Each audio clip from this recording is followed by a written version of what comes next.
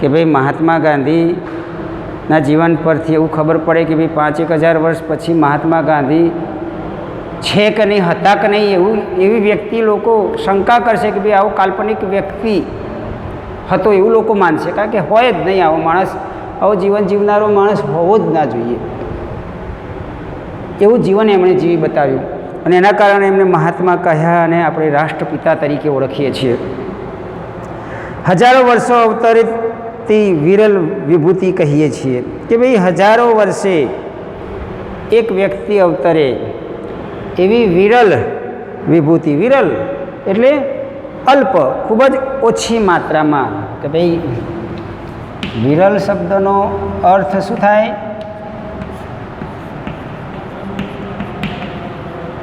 અલ્પ. આવા વ્યક્તિઓ ખૂબ ઓછા જોવા મળે છે. હજારો વર્ષોમાં એકાદ વ્યક્તિ આવી જોવા મળે છે. વિભૂતિ શબ્દ વાપર્યો છે કે ભાઈ વિરલ વિભૂતિ હતા. કે ભાઈ આ એવી વ્યક્તિ હતી કે જેનામાં સામર્થ્ય હતું. વિભૂતિ એટલે સામર્થ્યવાન વ્યક્તિ કહેવાય અને એવો અર્થ આનો લઈ શકાય કે હજારો વર્ષોમાં ક્યાંક જોવા મળે એવી વિરલ વિભૂતિ. અહીં લખ્યું છે કે ભાઈ હજારો વર્ષો અવતરતી વિરલ વિભૂતિ કહીએ છીએ અને એમાં સત્યનો અપલાપ પણ નથી. અપલાપ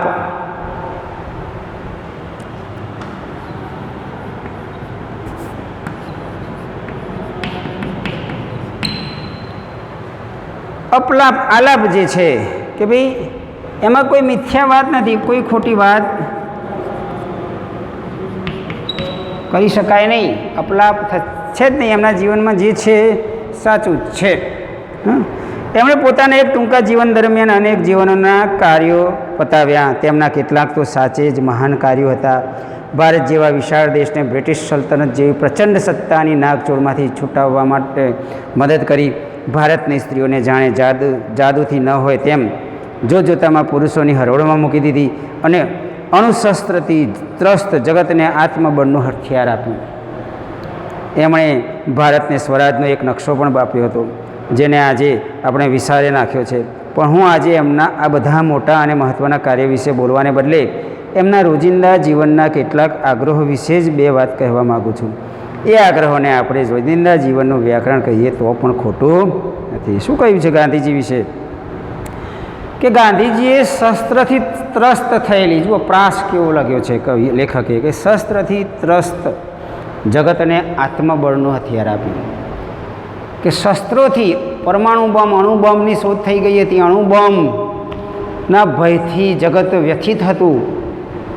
પણ એવા મહાભયંકર બોમ્બ કરતાં પણ શક્તિશાળી આત્મબળનું હથિયાર મહાત્મા ગાંધીએ વિશ્વની સૌથી મહાન જે સામ્રાજ્ય બ્રિટિશ સામ્રાજ્ય એ સમયગાળાનું હતું એ સામ્રાજ્યમાંથી ભારતને છૂટું કર્યું. કોઈ પણ પ્રકારના શસ્ત્રનો ઉપયોગ કર્યા વગર ફક્ત પોતાના આત્મબળે, સત્ય, અહિંસા, આ બે શસ્ત્રો હતા અને એ શસ્ત્રોનો ઉપયોગ કરી આ મહાશક્તિશાળી શાસન જે હતું એ શાસનને દૂર કર્યું. સ્ત્રીઓને પુરુષોની હરોળમાં લાવી એ સમયગાળો 100 વર્ષ થવા આવ્યા. આ સમયગાળાને કે જ્યારે સ્ત્રીઓ ઘરની બહાર નહોતી નીકળતી એ સમયગાળામાં સ્ત્રીઓને પણ પુરુષોની સાથે લાવી અને આ સ્વતંત્રતાની ચળવળમાં મૂકી દીધી. એમના જે મહાન કાર્યો છે એમની વાતો અહીંયા કરી છે. પણ લેખક કહે છે કે ભાઈ આપણે આ પાઠમાં એમના મહાન કાર્યોની વાત નથી કરવાની. એમણે સ્વરાજની વાત કરેલી છે જેને આપણે વિસરી ગયા છીએ. લોકશાહી છે પણ લોકશાહી હજુ સાચી લોકશાહી આવી નથી. પણ એ બધી વાતોની જગ્યાએ એમના જીવનના કેટલાક આગ્રહોની વાતો કરીએ છીએ કે ભાઈ એમણે જે જીવન જીવ્યું એ જીવનની આગ્રહોની વાતો કરવાની છે. કે ભાઈ ગાંધીજી સાચા અર્થમાં લોકનેતા હતા. તેઓ લોકોથી દોરાતા નહોતા, લોકોને દોરતા હતા.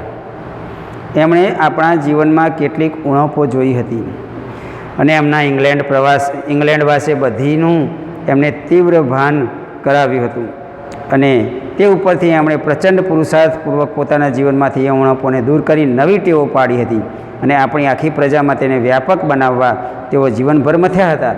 તેમની પ્રયોગશાળારૂપ આશ્રમોમાં એમણે આ બધા આગ્રહો ઉપર ખૂબ ભાર મૂક્યો હતો અને જાહેર જીવનમાં પણ તેઓ એ બાબતોને આગ્રહ રાખતા હતા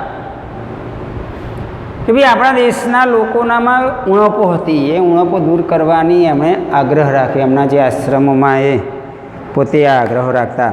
અહીંયા આ પૂરક વાંચન છે એટલે તમારે પ્રશ્ન જાતે બનાવવાના થાય. અહીં એક પ્રશ્ન થાય, ગાંધીજી કઈ કઈ બાબતોનો આગ્રહ રાખતા હતા, એવો પ્રશ્ન થાય. પ્રશ્ન કરી શકાય કે ગાંધીજી કઈ કઈ બાબતોનો આગ્રહ રાખતા હતા. તો એ આગ્રહની વાત કરી છે. અહીંયા એક તો સમય પાલનની વાત કરી. પહેલો આગ્રહ છે સમય પાલનનો. આપણા દેશમાં જાહેર કરેલ સમયે કોઈ સભાનું કામ ભાગ્યે જ શરૂ થતું હતું. આજે પણ હંમેશા થાય છે એમ નથી બનતું. સેંકડો કે હજારો માણસોનો સમય બગડે એની અજાણે આપણને કિંમત જ નથી. એમાં સભામાં સમયસર આવનારનું અપમાન છે, તેમણે વગર કારણે સજા થાય છે, એ પણ આપણને સમજાતું નથી. પણ ગાંધીજી આ બાબતમાં અચૂક ખૂબ જ ચાણક રાખતા. જે સમયે જાહેર થયો હોય તે સમયે કાર્ય શરૂ કરવું જ જોઈએ એવો એમનો આગ્રહ રહેતો. ગોધરામાં અંત્ય જ પરિષદ મળી ત્યારે ઘણે ભાગે લોકમાન્ય તિલક અડધો કલાક મોડા આવ્યા હતા. તે જ વખતે ગાંધીજીએ કહ્યું હતું કે ભાઈ સ્વરાજ અડધો કલાક મોડું આવ્યું. આ વાક્ય છે કે ભાઈ સ્વરાજ અડધો કલાક મોડું આવ્યું.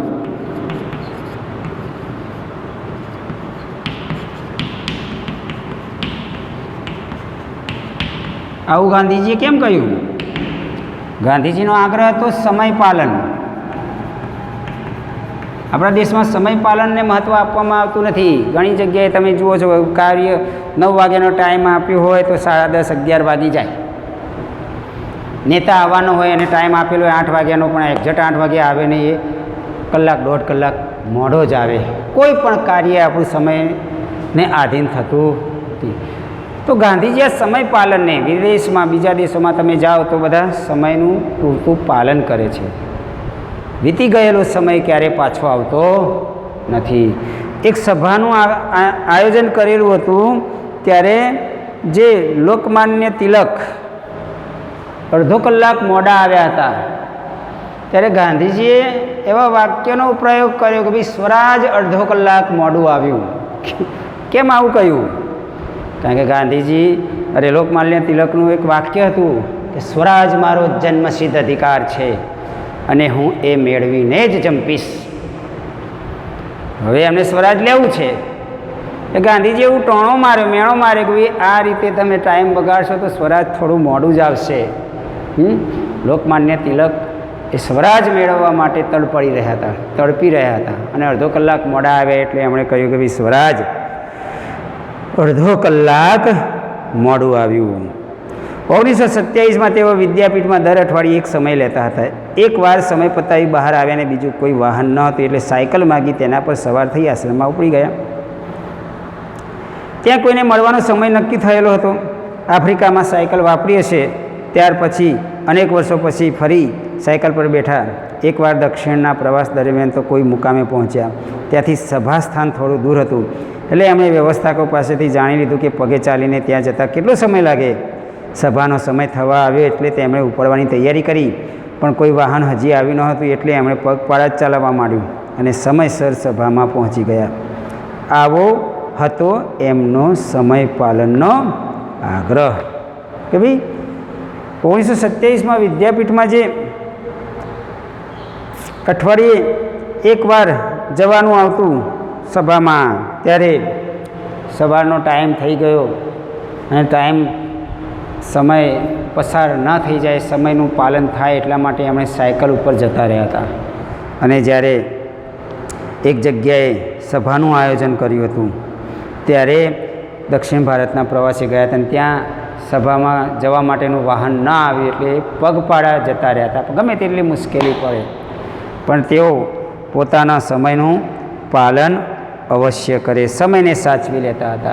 એટલે એવું નથી કહેતું કે ભાઈ જેણે પોતાનો સમય સાચવ્યો તેને સમય સાચવી લેશે એવું કહેવામાં આવે છે. તો આ રીતે આ પ્રશ્નનો પહેલો જવાબ થાય ગાંધીજી કઈ કઈ બાબતોનો આગ્રહ રાખતા હતા. તો પહેલો આગ્રહ હતો સમય પાલનનો. બરાબર. પછી બીજા આગ્રહની વાત હવે પછીના લેક્ચરમાં આપણે કરીશું. જય સ્વામિનારાયણ.